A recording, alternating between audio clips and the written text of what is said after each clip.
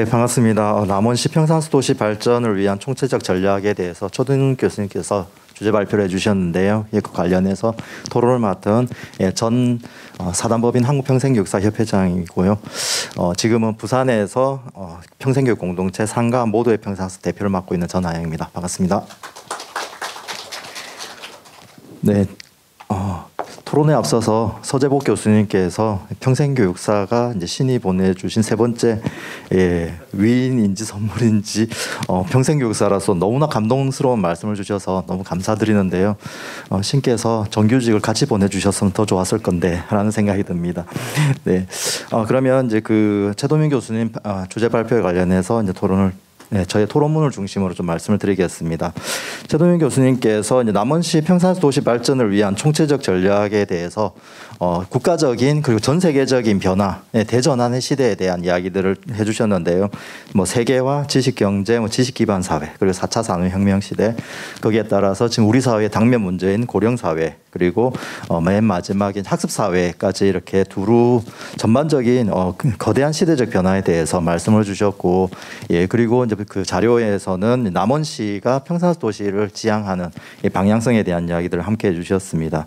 저는 그 부분에서 되게 많이 공감을 하고 또 이런 시대적인 변화가 지역에 정말 우리에게 어떤 변화들을 만들어내고 있는지 현장에서 정말 많은 고민들을 하고 있을 것이라고 생각을 합니다. 그래서 거기에 덧붙여서 이제 몇 가지 좀 말씀을 드리면은요, 남원시가 이제 고민해 주시면 좋겠다 생각되는 부분 중에 하나가, 그럼 이러한 시대적인 변화 속에서 남원시의 도시발전 정책은 어떤 방향을 지향하고 있고 거기에 맞춰서 평산수 도시는 어떻게 궤를 같이 하고 있느냐가 저는 되게 중요할 것이라고 생각됩니다.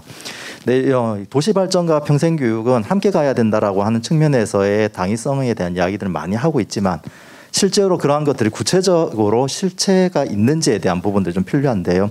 예를 들어서 뭐 앞서 이제 많은 발표자님들께서 주셨던 이 인구 절벽의 문제, 인구 소멸의 문제가 남원시뿐만 아니라 다른 도시도 다 마찬가지지만 남원시의 인구 소멸 문제는 어떤 도시 정책에 의해서 이걸 해결하려고 하고 있는지, 그렇다면 거기에 평생교육은 또 어떻게 기여를 할 수 있는지에 대한 구체적인 정책과 사업들이 조금 더 고민돼야 되지 않을까 생각을 하는데요. 물론 이제 그런 정책과 사업들이 어느 정도 이제 있긴 있습니다만 이제 결국은 규모의 문제가 있을 것 같습니다. 과연 그러한 것들이 도시 발전에 정말 기여하는, 그래서 김현수 교수님께서 말씀 주셨던 이런 사회적 가치를 만드는 평생교육의 정책과 사업들을 구체적으로 가지고 있는지에 대한 부분들을 검토하시고 그런 부분들이 조금 더 고민되면 좋겠다라는 게 저의 첫 번째 이제 생각이었고요. 그런데 그런 측면에서 봤을 때 이제 평산수 도시의 비전이 과연 이제 그런 부분들을 담아내고 있는, 그러니까 시대적인 어떤 상황들, 그 다음에 남원시의 지역적 상황들을 담아내는 비전과 목표들을 가지고 있느냐. 그렇게 봤을 때 발표 자료에 나와 있는 이제 비전은 시민 중심 배움 나눔 평산수 도시 남원, 그리고 목표는 배움 참여 나눔의 선순환 평생학습 실현이라고 되어 있습니다. 근데 지금의 어떤 지역의 평생교육이 배우는 것을 넘어서 지역의 사회적인 어떤 환류, 환원을 하는 지역사회에 기여하는 평생교육의 실천에 대한 부분들을 많이 강조하고 있습니다. 그런 측면에서 봤을 때 이 비전과 목표는 어느 정도 그런 부분들을 반영하고 있다라고 생각이 듭니다. 근데 앞서 말씀드린 것처럼 이게 이제 구체적인 사업화되어 가는 과정들은 조금 더 우리의 어떤 촘촘한 점검이 필요하지 않을까. 그런 측면에서 봤을 때 제 세 번째 말씀드리고 싶은 것은 이 남원시가 이런 정책과 사업을, 평생교육 정책과 사업을 펼쳐 나갈 때 오늘 그 발표자님들께서 주셨던 상당히 중요한 데이터들이 많이 있습니다. 그래서 결국은 정책과 사업은 어떤 근거를 가지고 추진되느냐가 되게 중요한데요. 그런 부분에서 이런 시대적인 변화를 나타내고 있는 다양한 데이터들을 좀 활용하는 그런 정책들이 좀 만들어지면 좋겠다 생각 들고요. 그걸 넘어서서 평생교육이 이제는 데이터에 대한 누적 관리가 좀 필요하지 않을까 생각합니다. 그래서 남원시의 평산수 참여율이 어느 정도인지에 대한 데이터는 어느 정도 나올 수 있지만 그 데이터가 어떤 의미를 가지고 있는지는 아마 다른 지역과는 분명히 다른 이야기들이 있을 것 같습니다. 그래서 이제는 평생교육과 관련된 이런 통계들에 대해서 조금 더 치밀한 분석들이 있어야 되지 않을까. 그래서 그러한 어떤 데이터 기반의 평생교육 정책과 사업들을 만들어낸다라면 충분히 저는 이 근거 있는 사업을 만들 수 있고 또한 시민들에게 더욱더 다가가는 사업을 만들 수 있을 것이라고 생각을 합니다. 최동윤 교수님 자료의 맨 마지막 부분에 학습 사회에 대한 정의가 나와 있습니다. 그래서 저는 지금의 시대가 뭐 지식 기반 사회라고도 이야기하고 지식 정보 사회라고 이야기하는데요. 결국은 지식을 습득하는 학습이 이루어지지 않으면 그 사회의 어떤 사상 누각이 될 수밖에 없습니다. 그렇기 때문에 우리는 학습 사회를 주목할 수밖에 없는데요. 근데 학습 사회에 대한 개념에서 세 가지의 키워드가 있습니다. 그래서 이 세 가지 키워드를 가지고 남원시를 좀 대비해 보면은요. 일단 첫 번째는 학습권입니다.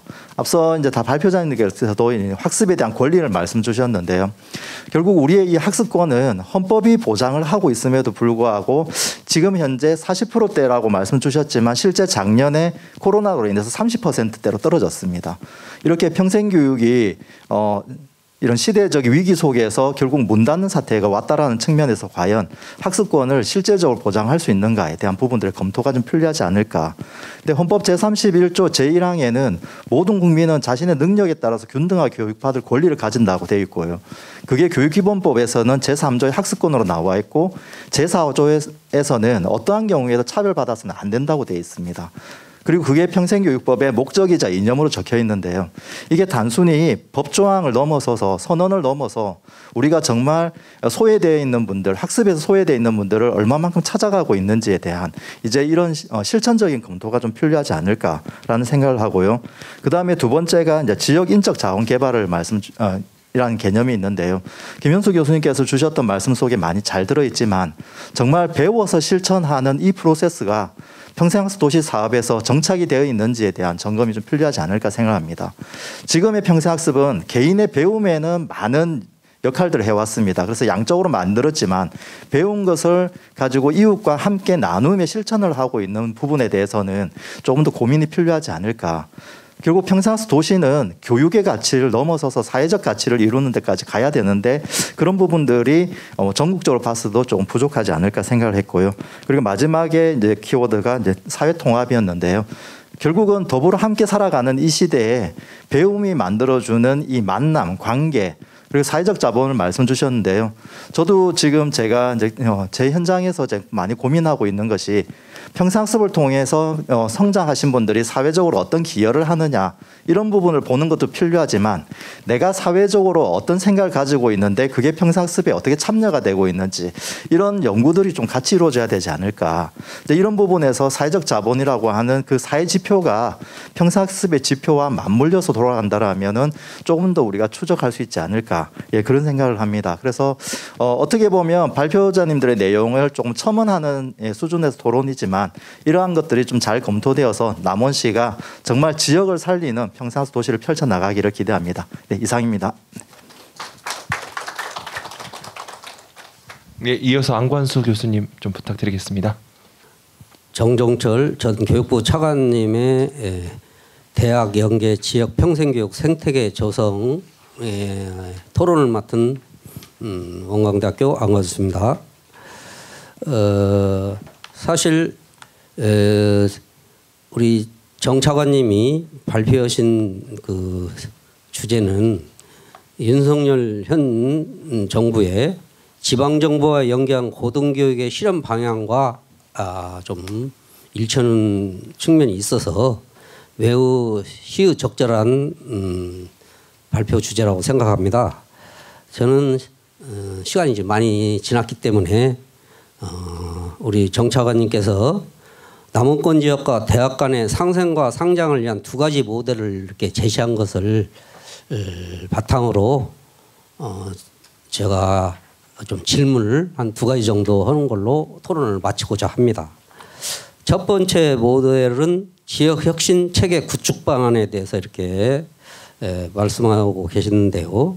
지산학 협력 체계 구축 과정에서 지자체인 남원시의 역할은 무엇인지 좀 묻고 싶고요. 그 다음에 지역 소재 고등교육 기관이 없는 남원시가 대학 연계 지역 평생교육 생태계를 어떤 방식으로 조성해야 하는지를 좀 묻고 싶습니다.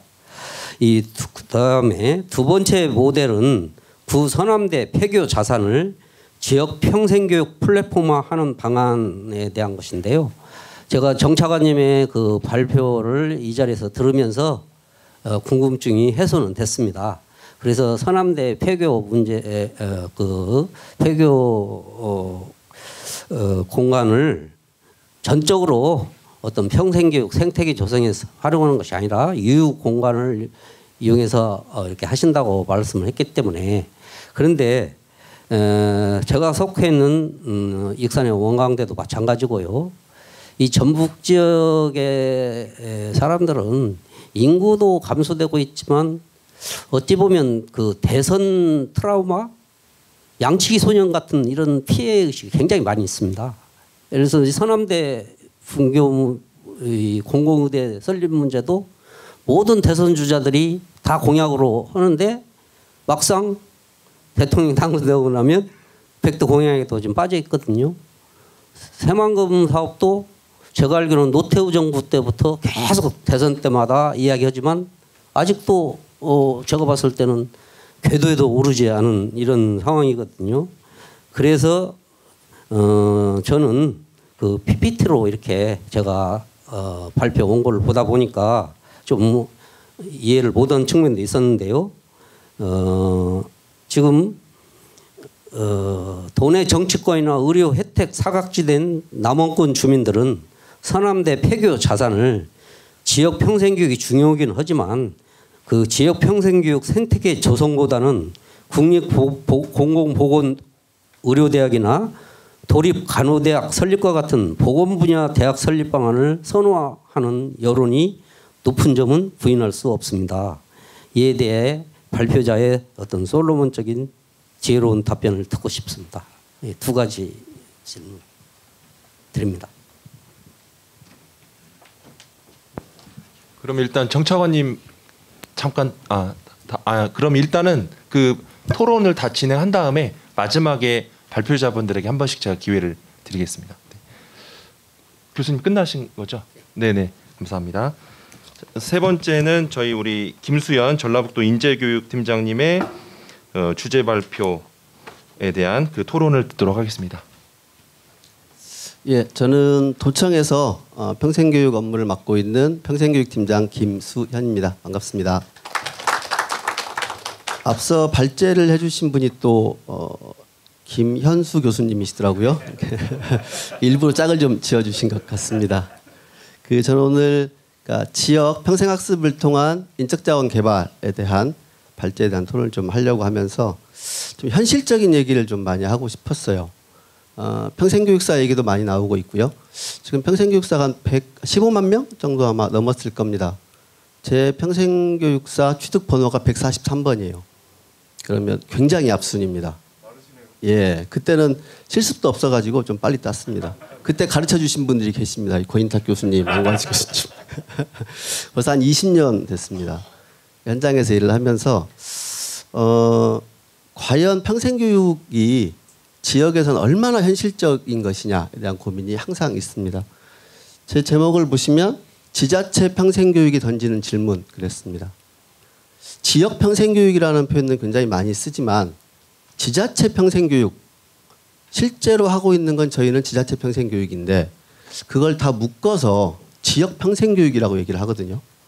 그럼 지역에 있는 산업 또 다른 공공기관 여러 걸 묶어서 지역 평생교육 하다 보니까 과연 저희의 정체성은 무엇이냐라고 하는 좀 딜레마에 빠질 때가 있습니다. 10분 시간이니까 조금 빨리 진행해 보겠습니다.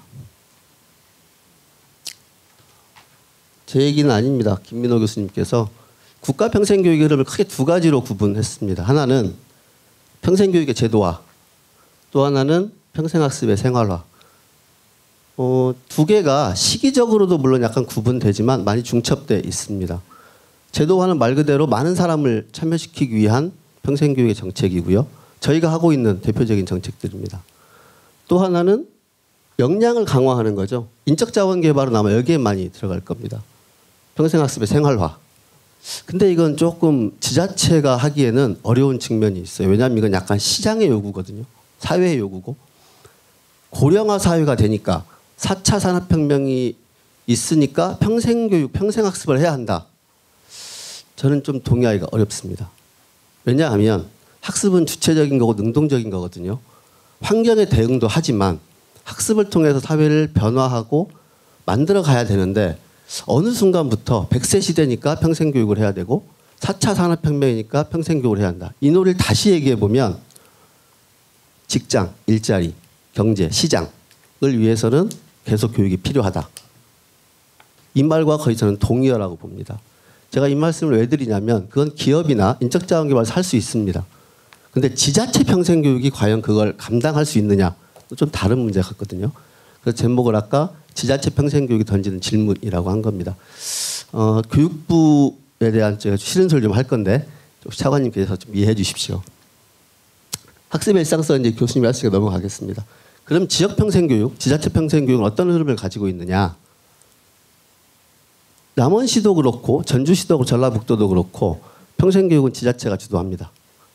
왜? 교육부는 대학을 통한 평생교육을 주로 하고 있고요. 지역 평생교육은 지자체가 주도하고 있습니다. 주로 프로그램을 운영합니다. 중앙부처 연계 미흡이라고는 왜 말씀을 드렸냐면 평생교육은 명확하게 교육부 소관 업무임에도 불구하고 예산 규모나 평생교육에 있어의 주도성은 과연 교육부가 쥐고 있는가? 이론적으로는 다 연계해서 같이 해보자. 그래서 고용노동부 것도 우리 거고 여가부 것도 우리 거고 다 교육이다. 실제 그런가? 지자체가 느낄 때는 전혀 그렇지 않습니다. 왜? 지자체는 행안부 소관이거든요. 저희가 예산안을 보고 한번 뒤져봤어요. 교육부 발표 말고. 2022년 교육부 평생교육 예산입니다. 사업예산 954억입니다. 지자체 평생교육 관련 예산 20억입니다. 2.1억. 전국의 기초지자체가 226개입니다. 20억 줍니다. 남원시 혹시 올해 교육부 돈 받은 거 있나요? 아마 없을 겁니다. 근데 평가를 합니다. 재지정 평가도 하고요. 돈을 지자체에 10원도 주지 않으면서 평가를 한다? 고민해 볼 문제입니다. 뭐 고용노동 아까 있었으니까 바우처 사업 저희 하자고 했잖아요, 이번에. 교육부의 바우처 사업 예산이 얼마인지 혹시 아세요? 75억입니다. 고용노동부의 내일 배움 카드 얼마인지 아세요? 9천억입니다. 1인당 300만 원에서 500만 원 줍니다. 교육부에서 1인당 35만 원 주기 위한 사업을 지자체한테 같이 하자고 합니다. 과연 평생교육이 교육부 건가요? 그 논리로 보면 고용노동부 겁니다. 교육부가 끊임없이 주장하는 거 있습니다. 평생교육 체제 구축 잘했다. 잘했습니다. 이 사업을 하고 있으니까요. 그래서 남원시도 평생학습 도시입니다. 전국에 거의 대다수가 이제 평생학습 도시입니다. 남원시 홈페이지에 가면 평생학습 도시의 목표가 써 있습니다. 나중에 한번 보십시오. 지역시민 공동체 문화 형성, 지역 인적자원 개발. 그 인적자원 개발에 뭐라고 써 있냐면 우수학생 선발, 학습 부진에 대한 관심, 인재 양성. 이게 평생교육 사업인가요? 학교교육 아닌가요? 지역경제 활성화 도모, 평생학습을 통한 상품화, 지역산업 육성. 남원시가 할 수 있을까요? 평생교육으로? 내실이는 교육복지 실현. 조금 의문스럽습니다. 근데 이게 남원시만의 문제가 아니라는 겁니다. 거의 대다수의 평생학습 도시가 다 이렇게 쓰고 있습니다. 즉 평생교육 전부 다 우리 거다. 근데 결국은 이 중에서 뭔만 하고 있느냐? 맨 위에 거가 가장 많습니다. 그 발전학교에서 해주신 말씀입니다. 저는 이거 100% 동의합니다. 사회적 성과, 사회적 가치 창출해야 된다. 그러면 이제 연계를 해야 되는 거고요. 그러면 지자체가 질문을 던져야 됩니다. 우리가 말하는 사회적 가치, 인적 자원 개발은 도대체 뭔가? 저는 이거라고 생각합니다. 평생교육의 양적 팽창, 지자체가 하고 있는 프로그램 수, 참여자 수는 굉장히 많이 높아져 있습니다. 국가 차원의 데이터와 죄송하지만 지역 차원 데이터는 다릅니다. 왜냐하면 한국교육개발원이나 통계센터가 하는 건 교육청을 중심으로 한 통계 자료예요. 지자체가 안 들어가 있습니다. 그 통계가 맞지 않습니다. 지자체 참여율은 굉장히 높습니다. 왜? 주민자치 프로그램도 있고 여성 프로그램도 있고 농촌에 가면 경로당 프로그램도 있고 이거 다 집어넣으면 어마어마하게 높습니다. 주로 취미, 여가, 문화예술 집중되어 있습니다. 양적 팽창이 어느 정도 이루어졌다라고 하면 저는 질적 성장이 필요한 때라고 생각합니다. 경제나 일자리 창출도 물론 중요하지만 그 한 축에 이 지역의 공동체를 유지할 수 있는 그리고 개인의 안녕과 공동체가 함께 살 수 있는 교육이 필요하다. 그게 저희한테는 시민교육이다. 즉 남원에 대한 이야기, 남원의 공동체를 구축하고 유지할 수 있는 그런 인적 자원을 개발하는 게 평생교육, 특히 지자체 평생교육의 목적이지 않나 생각을 합니다. 이상입니다. 고맙습니다. 네, 감사합니다. 마지막으로 우리 임명희 교수님 마지막 토론해 주시겠습니다. 네, 이게 이제 시간이 많이 되니까 마이크도 다 이게 이제 꺼지고 왜 발표하신 서재복 교수님이 굉장히 마음이 급해가지고 땀을 흘리시면서까지 이렇게 빨리 하고자 했는지 저도 알 것만 같아요. 이제 토론자로서 마지막 얘기를 하게 됐는데 시계를 보니 지금 4시 49분이에요. 근데 처음에 제가 이렇게 여기 1시 10분에 도착했을 때 여기 어르신분들이 일찍 오셨어요. 그런데 1시 10분부터 지금 4시 50분까지 한결같이 앉아 계신 어른들 또 관계자분들 보니까 아 진정으로 정말 평생교육에 참여하는 분들이 모이셔가지고 중간에 이렇게 안 가시고 앉아있는 모습을 보니까 저도 조금 5시까지 빨리 얘기하도록 하겠습니다. 저는 전주대학교 교육대학원에서 평생교육과 다문화교육을 전공을 담당하고 있는 임명희 교수고요. 앞에서 발표해 주신 전주대학교 결혼 이주 여성의 이제 서재복 교수님이 평생교육 참여와 활성화 방안에 대해서 이제 말씀해 주셨어요. 우리가 지금 사회가 지금 계속 우리가 얘기하고 있는 게 인구예요, 인구. 인구 감소고 지금 지역도 인구 감소에 대해서 문제가 있고 대학도 학령 인구가 굉장히 감소하고 있어서 이거에 대해서 되게 심각합니다. 그래서 우리가 지금 대한민국이 우리나라라고 하는 우리 민족만 얘기할 게 아니라 결혼 이주 여성, 그다음에 노도 이중자, 뭐 유학생들 모든 사람들에 대해서 이제 관심을 가져야 되는데요. 우리가 유엔에서 말하는 인구의 5%면 다문화 사회에 진입했다고 얘기를 합니다.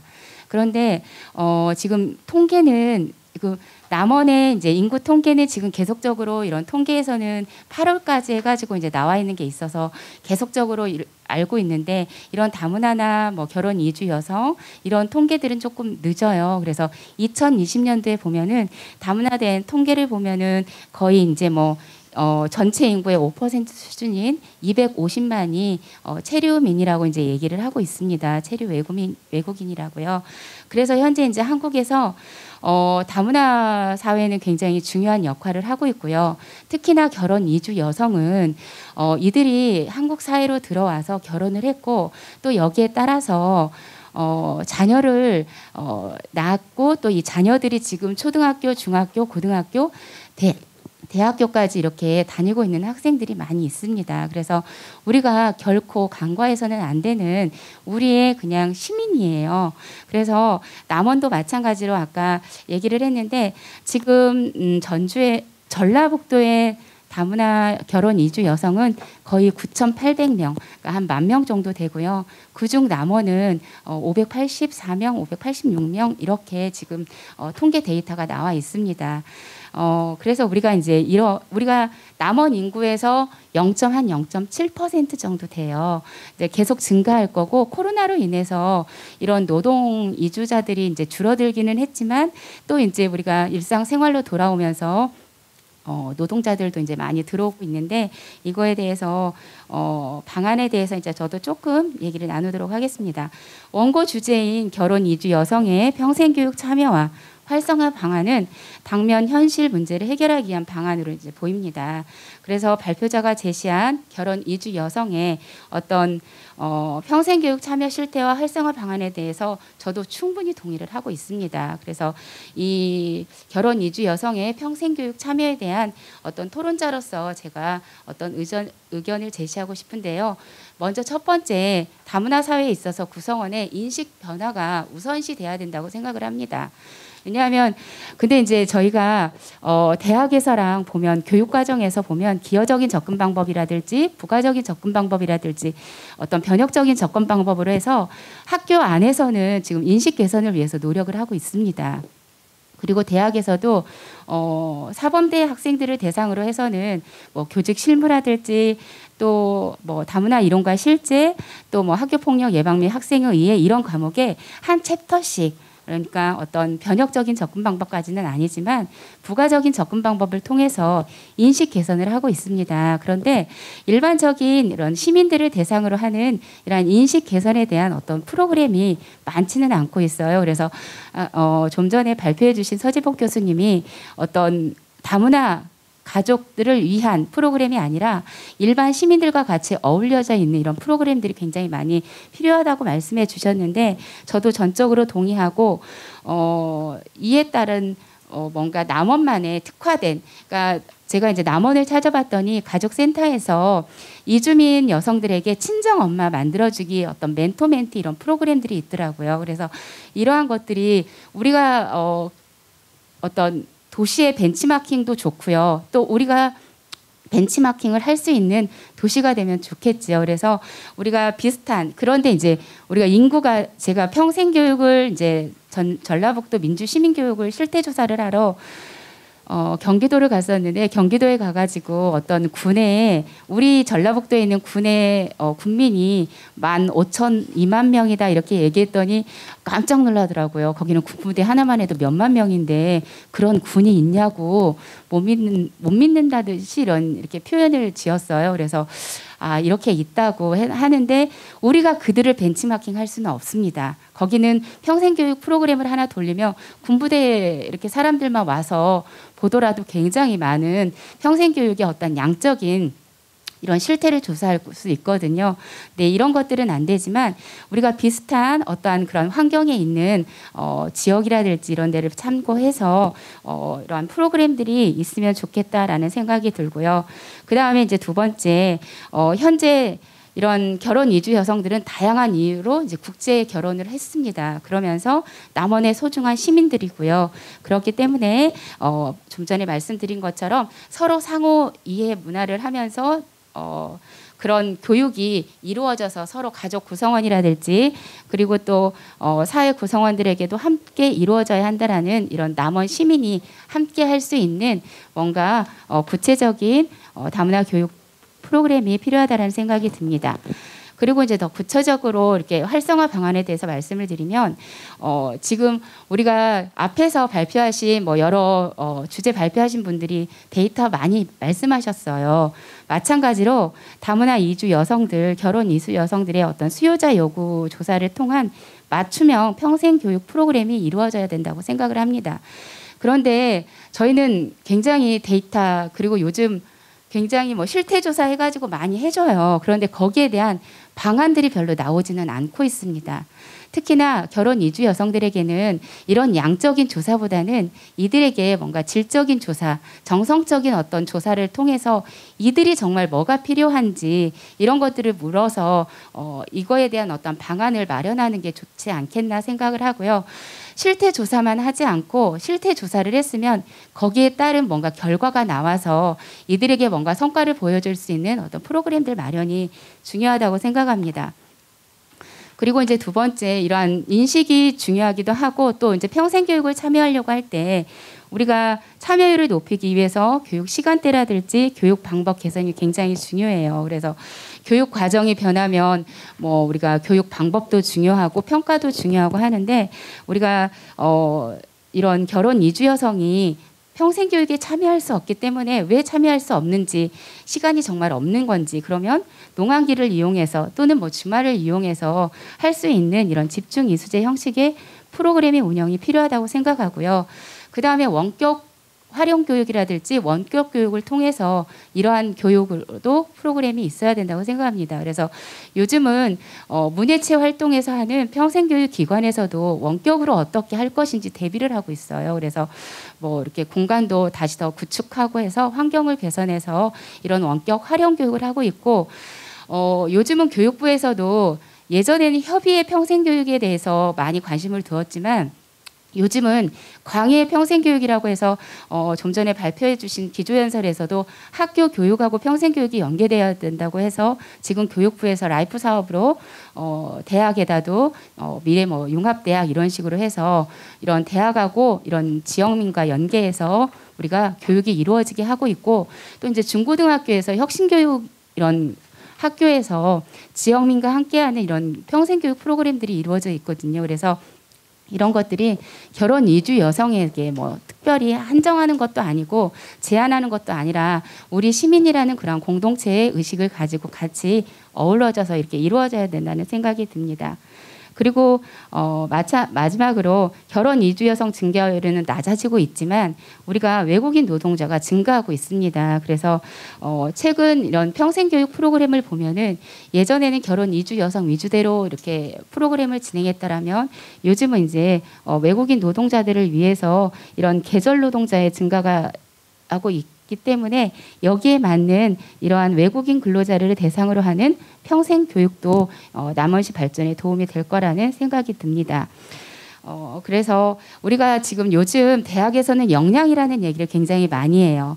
기존에 자기가 가지고 있는 능력만이 아니라 이 능력을 정말 현 실제에서 얼마나 잘 발휘할 수 있는지 이러한 역량에 대해서 얘기를 많이 하고 있어서 우리 결혼 이주 여성이라든지 외국인 노동자들이 이러한 평생교육을 통해서 그들의 역량이 가지고 있는 능력을 더 발휘할 수 있는 그러한 평생교육 프로그램도 필요하다고 생각해서 많은 지역과 이게 뭐 가족센터, 뭐 학습관 이게 아니라 평생교육은 형식 교육과 무형식 교육과 비형식 교육이 다 어우러져서 이루어져야 되는 거기 때문에 결혼 이주 여성의 어떠한 그런 실태에 대한 어떤 선행 연구라든지 이런 발전 방향에 대해서 앞에서 주제 발표해 주신 서재복 교수님이 고민을 많이 제시하고 있는데 여기 중에서도 더 남원에 필요한, 그러니까 아까 영국의 레스터라는 지역에 대해서 이제 소개를 말씀해 주셨는데 구체적으로 조금 한국에서도 사례가 있으면 좀 저는 부탁드리고 싶습니다. 그래서 어떠한 사례가 있는지,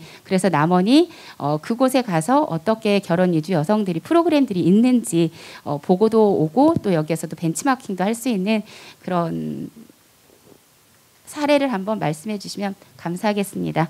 예, 여기까지입니다. 감사합니다. 네, 네 분의 그 패널 토론 감사드립니다.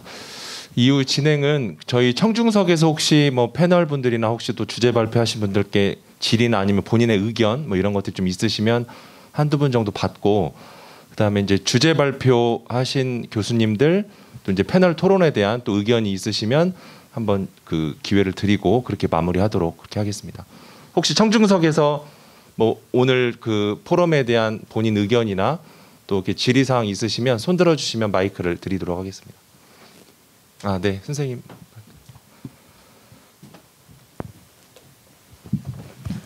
네, 남원시에서 이렇게 평생학습을 위한 포럼이 진행될 수 있어서 참 감사하고 의미 있는 포럼의 시간인 것 같습니다. 저도 되게 귀한 시간을 빼가지고 기대를 가지고 오늘 포럼을 참석을 했습니다. 기대를 가지고 온 이유는 제가 이제 남원에 온 지 20년 되었습니다. 20년 동안 남원에 살면서 남원은 과연 발전할 수 있을까라는 남원 시민으로서 걱정을 정말 많이 하고 있습니다. 그리고 평생학습을 진행하는 자로서 남원이 평생학습 도시로 과연 발전하기 위해서는 어떠한 부분의 과제들을 풀어나가야 되고 이것들을 시민과 함께 관과 함께 할 수 있는 그런 방향들은 뭐가 있을까, 그런 고민을 가지고 오늘 포럼을 참석하게 되었는데요. 현실적으로 김수현 저희 팀장님께서 말씀하셨을 때 제일 먼저 제 귀에 쏙 들어왔던 게 그거였습니다. 현실적으로라는 표현이었습니다.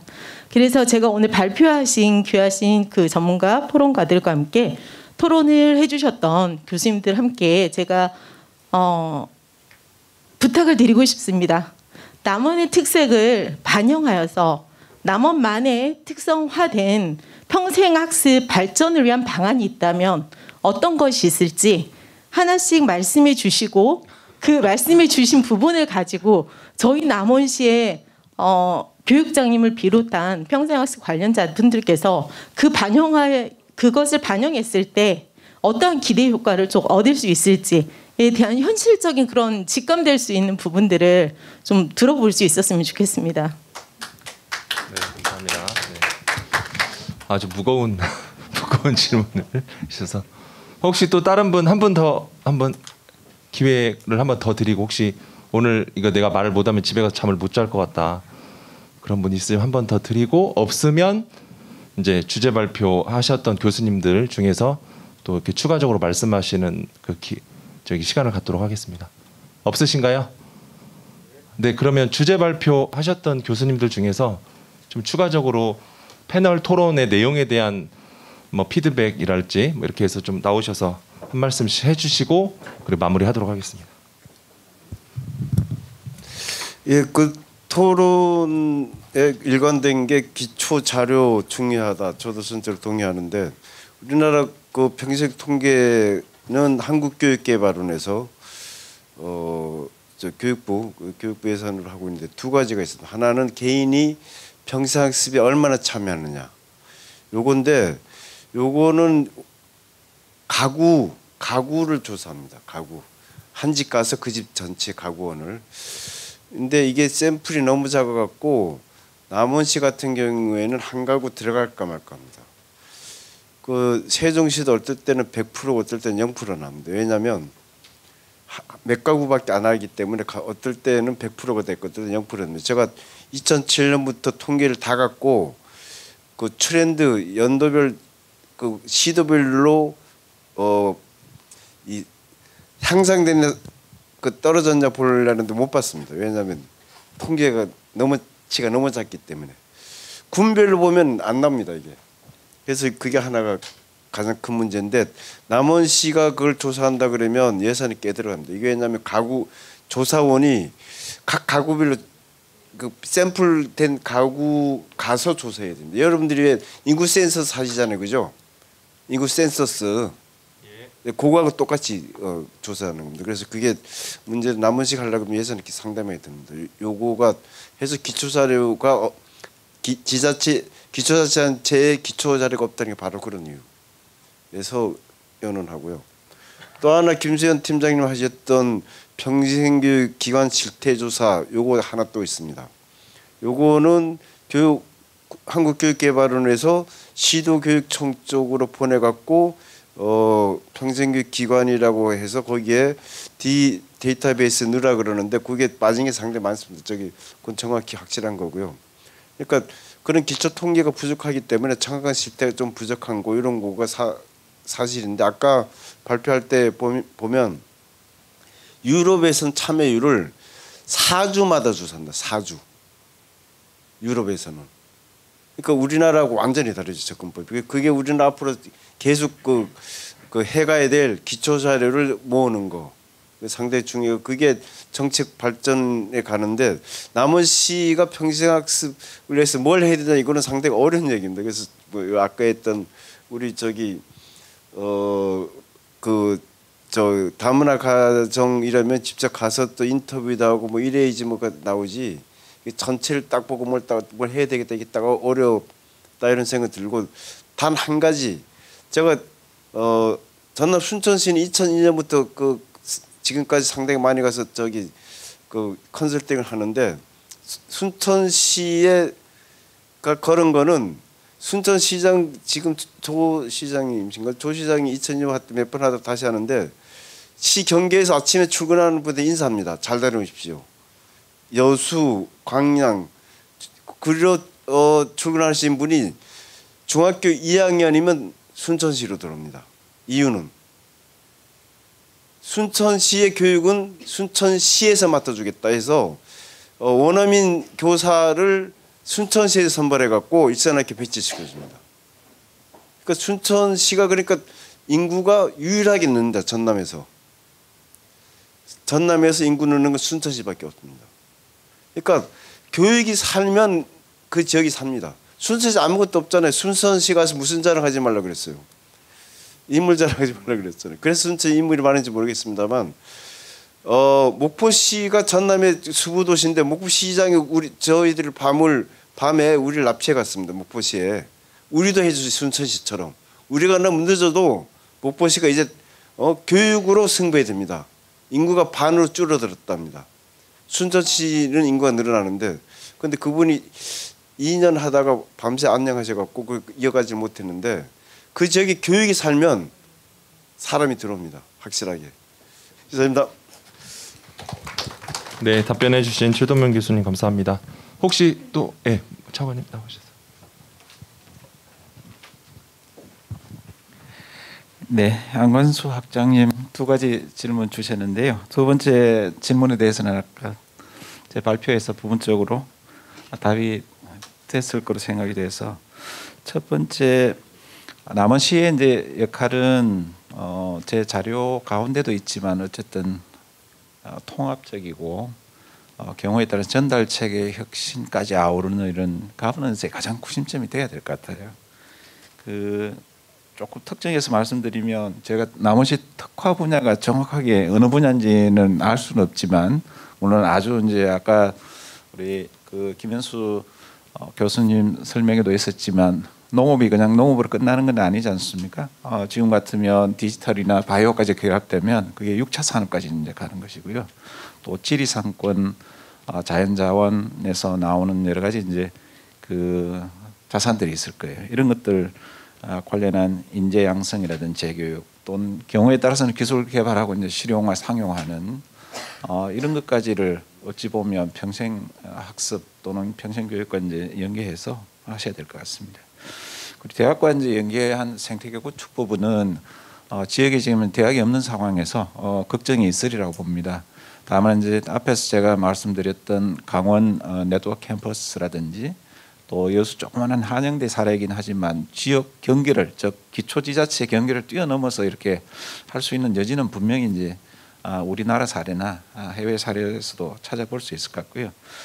특히 이제 우리 저 기조 강연해 주신 권학장님 계신 전북대학이 기초지자체와 협력을 해서 계약학과제 형태로 특수 분야 또는 특화반 분야 인재 양성, 재교육 이런 것들 이제 시도해 왔던 전례도 있기 때문에 그런 것들 참고를 하시면 좋을 것 같아요. 제가 그 LIS라고 이제 로컬 그 혁신 시스템 이야기할 때 그 적시는 하지는 않았지만 경북에 있는 안동시 같은 경우는 안동대학에 연 100억을 이렇게 이제 그 투자를 하면서 안동시에 특화된 인재를 양성하고 필요한 이미 이제 재직 중인 분들 훈련까지 이렇게 하는 프로그램 그걸 통해서도 이제 일자리 창출도 하고 하는 이런 사례도 있다는 말씀 제가 참고로 드립니다.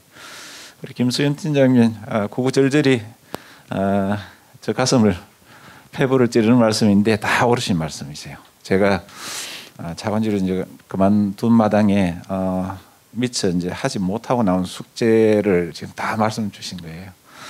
제가 떠났더라도 지금 걱정 주시고 지적 주신 내용들 충실히 전달하겠습니다. 다만 제가 앞에 소개했던 그 특별회계 안에 돈이 꽤 많이 담기는데 물론 뭐 대학으로 재정이 흘러 들어가야 되는 거는 당연해요. 그러긴 하지만 지자체 중에 광역 또는 기초지자체까지 아울러서 적어도 그 특별회계 안에 일정 부분은 좀 공동사업 형태로라도 제가 제안드린 그런 방식으로 좀 고민해 주셨으면 좋겠고요.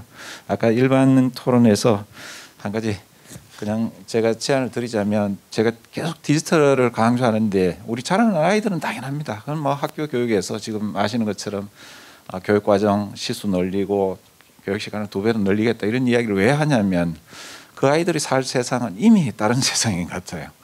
근데 이제 그 아이들한테 맞춰지는 세상 흐름도 우리한테는 예외인가 그러진 않을 거로 봅니다. 그래서 제가 앞에서 강조 드리는 것처럼 적어도 수준은 다 다르실 텐데 저도 이제 저희 아들한테는 기계체라는 소리 듣거든요.